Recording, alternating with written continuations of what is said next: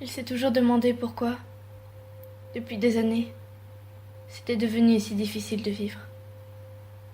Toujours là pour ses potes, toujours là pour celle qu'il aimait, toujours là pour sa famille. Il réglait les conflits, était le confident de tant de monde, mais il avait l'impression d'étouffer.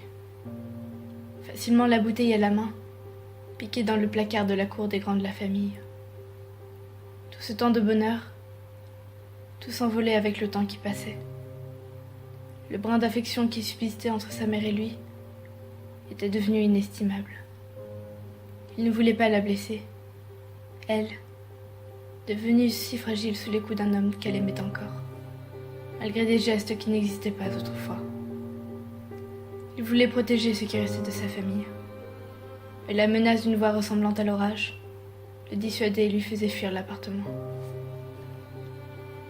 Il restait dehors, clopant et buvant pour oublier ses soucis, qui se retrouvaient dans ses notes de devoirs sur table.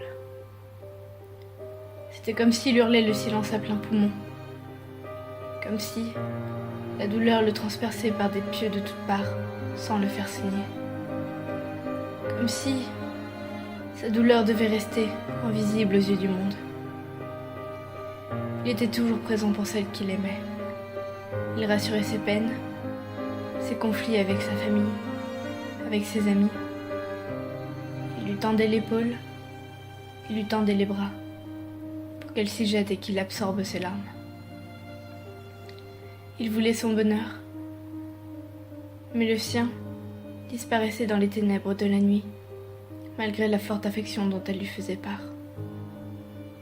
Cachant ses larmes aux yeux de tous, cachant la douleur qu'il s'inflige, et ce qu'il essaie de faire pour la dissimuler, il attend la nuit pour s'effondrer au bord de son lit.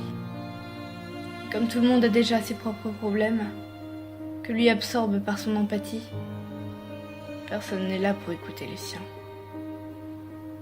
Seul le silence répond à ses appels, qui réclament que quelqu'un voie son état déplorable, reflété dans ses yeux, le miroir de son âme.